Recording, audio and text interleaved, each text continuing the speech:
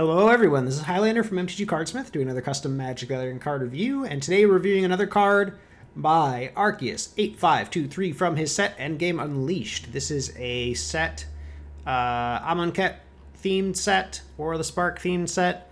Yeah, this is I believe the fifth card I'm reviewing from this. If you haven't watched the previous videos, please do so. They will be in a playlist. So we got Blade of Resistance here. This is a 5-mana human soldier, 5-mana 5/4. Okay, so a little bit under rate here for a common, but we have an ability, so let's see what we got. Overcome. Whenever a creature or planeswalker dealt damage by Blade of Resistance this turn dies, exile the top card of your library you may play it this turn. I see. So they chump it. If they trade with it, if you kill a planeswalker, you pseudo draw a card. That's pretty good. So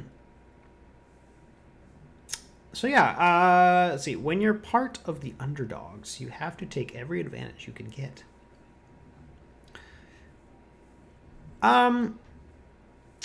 Not too much to say about this card, really. I mean, Overcome seems pretty good. I mean, it seems like you're going to be getting value most of the time, especially once you're at, 5 mana or 6 potentially. Because you're almost certainly getting this Overcome trigger. I mean, I guess the only situation is if you're behind, right? Or rather, if you can't attack. If they have something that can block this that has like 6 toughness or more, then this card is not good, obviously. But if this thing trades off, you're pretty fine with that, right? I mean, you kill whatever creature or creatures that traded for this, and you get to draw a card. And potentially even better than that, I mean, like let's say you attack with this, they double block with a couple 2/2s. You kill one of the 2/2s. Get the other one for with an instant speed removal spell. Kill the other one for free, and you get to draw a card on top of it. So definitely a lot of upside with this one. It just sucks for the situations where they can block this sort of freely, and you're not getting any kills. But for 5 power, that seems pretty unlikely. So yeah, I mean, good card. Overcome is an interesting mechanic. I think you'd have to be a little, I want to say a little careful, but probably not. I mean, yeah, I mean, you'd probably be a little careful with an ability like this. But it sort of incentivizes your opponent to just take the damage most of the time instead of trade. So that's kind of interesting. Puts your opponent in kind of a little bit of a pickle there, right? Because trading, usually when you're being beaten down, you're fine trading off. But in this situation, they sort of get to get a card out of the deal, and you just kind of hope, you pray that they draw a land, basically exile a land off the top of their library. So yeah, I like Blade of Resistance. Overcome is interesting.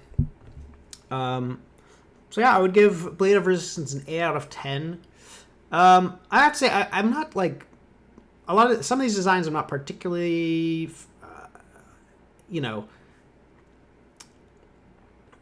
okay, don't get me wrong. This is a perfectly fine card. I could see this being a real Magic card, but with a lot of the previous sets that we've seen from Arceus, there have been a lot of sort of really unique things going on, and so far I'm seeing things that are perfectly reasonable, perfectly good cards. Like this is again, I don't really see anything wrong with this card at all. It's a good common, but I'm not seeing anything that's really exciting me. It would make me want to play this set, you know what I mean?